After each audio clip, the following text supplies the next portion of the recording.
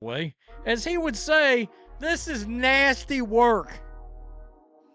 I'm going to add a little something to this. Is nasty ass work. This is diabolical. This is wild.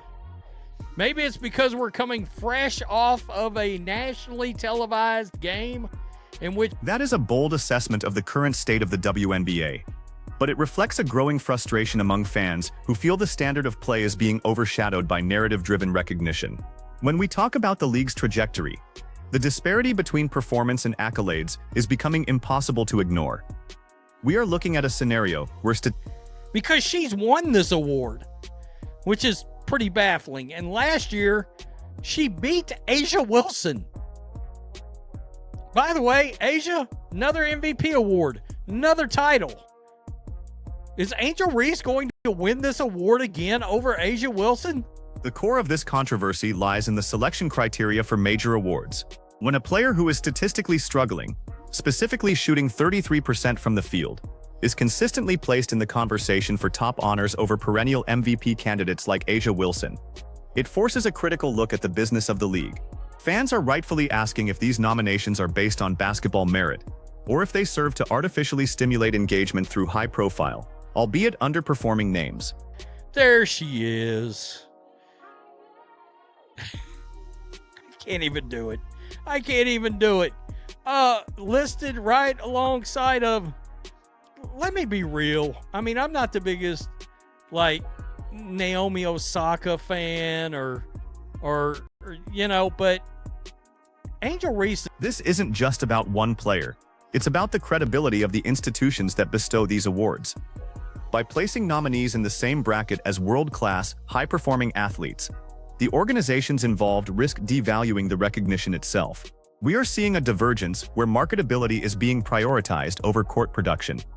And for a league trying to establish a foundation of pure athletic excellence, this represents a significant strategic gamble. She's getting destroyed. Over Asia just in basketball is criminally hilarious.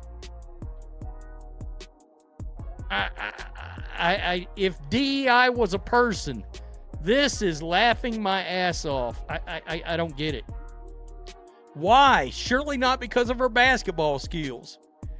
If she wins, it's a complete joke. She barely makes a layup. The physical reality of the game is unforgiving, and the numbers don't lie. When a player at the forward position is consistently shooting low percentages and struggling with turnovers, their impact on winning games is inherently limited.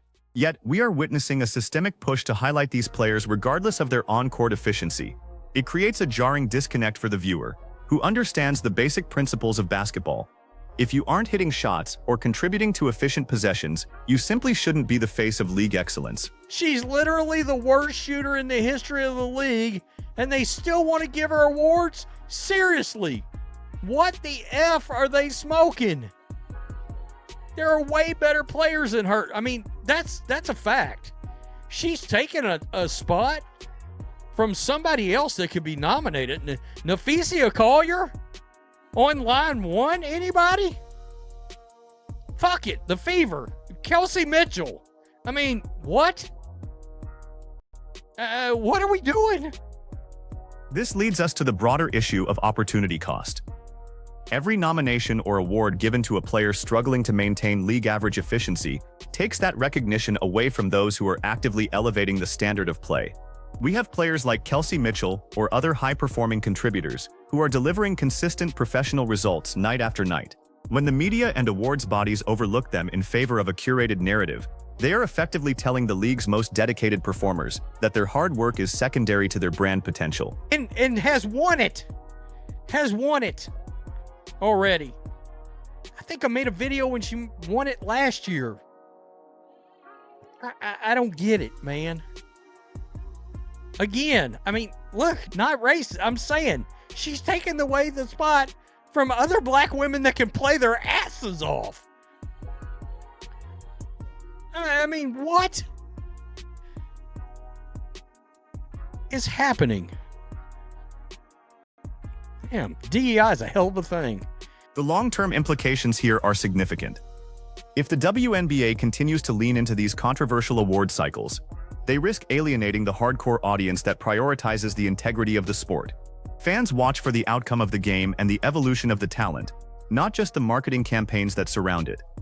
When the conversation moves away from the hardwood, the league loses the very thing that makes professional sports sustainable: trust in the competition.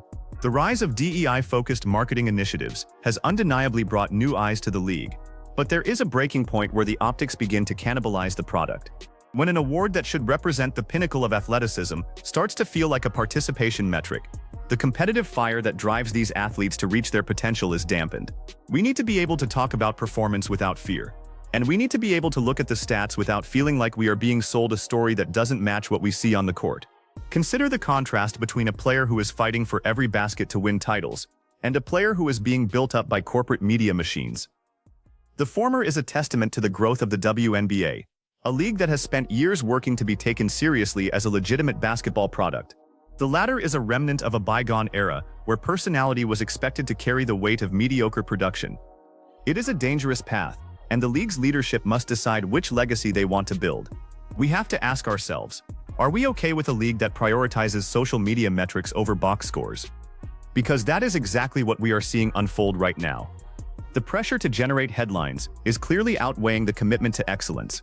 When journalists are more focused on the controversy surrounding a player's award nomination than the technical breakdown of their shooting mechanics or defensive rotations, the quality of coverage suffers. It's not enough to say that the league is growing. We have to ensure that the growth is built on a foundation of merit. If we lose the ability to objectively critique our stars, we lose the very essence of sports commentary.